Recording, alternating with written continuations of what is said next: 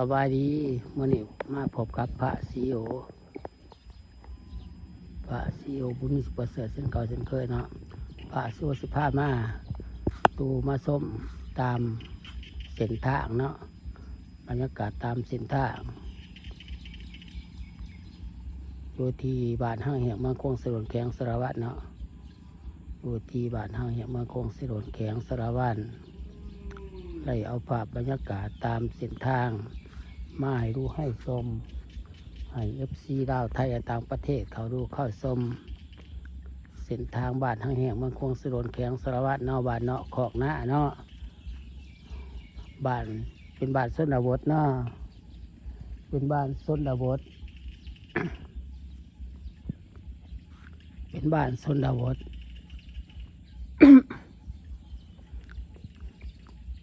พามาดูมาชมตามเส้นทางตามตรงไห้ตรงหน้าพามาดูมาชมบรรยากาศตอน6 โมงย่างเนาะบรรยากาศตอน6 โมงย่างของวันศุกร์วันที่31/2026ไล่เอาภาพบรรยากาศตามเส้นทางมาให้ดูให้ชมให้FCลาวไทยต่างประเทศเขาดูเขาชมเนาะให้FCลาวไทยต่างประเทศเขาดูเข้าชมช่อง YouTube ของพระศรีโหบุญมีสิประเสริฐช่อง YouTube ของพระศรีโหบุญมีสิประเสริฐฝากติดตามไปเด้อฝากติดตามแน่กดไลค์กดแชร์ให้แน่เด้อกดไลค์กดแชร์ให้แน่เนาะกดไลค์กดแชร์ให้แน่เด้อ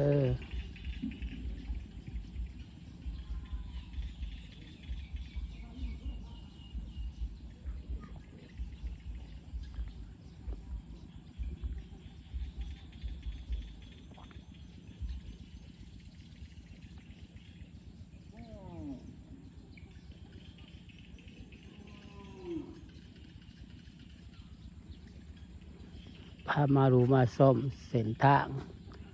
ตามตรงให้ตรงหน้าเนาะเส้นทางบ้านห้างแห่งเมืองคงสรนแขงสารวัตร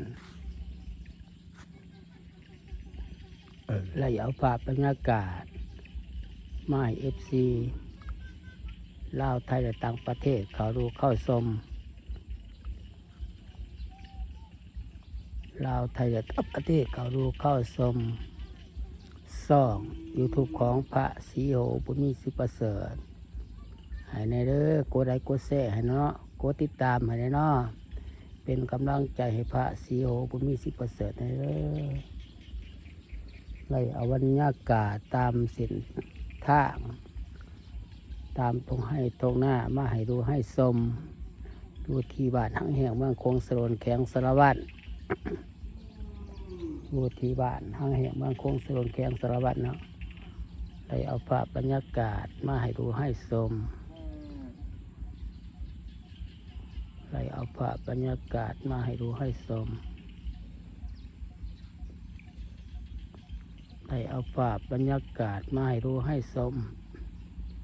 ให้FCลาวไทยและต่างประเทศเขาดูเข้าชมช่อง YouTube ของพระศรีโหบุญมีสิประเสริฐ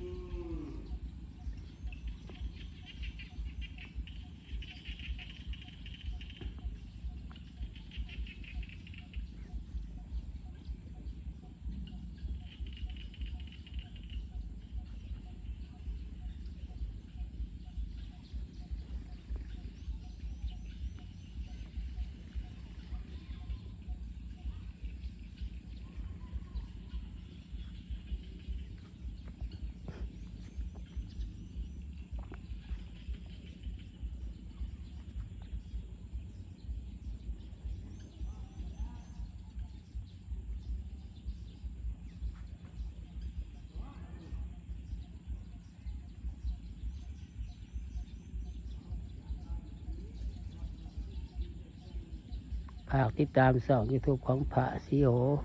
บนนี้สิประเสริฐเด้อกดไลค์กดแชร์เนาะกดติดตามให้แน่กดไลค์กดแชร์ให้แน่เด้อ FC ลาวไทยและต่างประเทศให้เขาดูเข้าชมช่อง YouTube ของพระซีโอบุญมีสิประเสริฐเนาะเป็นกำลังใจให้พระซีโอบุญมีสิประเสริฐเด้อคลิปนี้กับพระสุกราไปก่อนบ๊ายบาย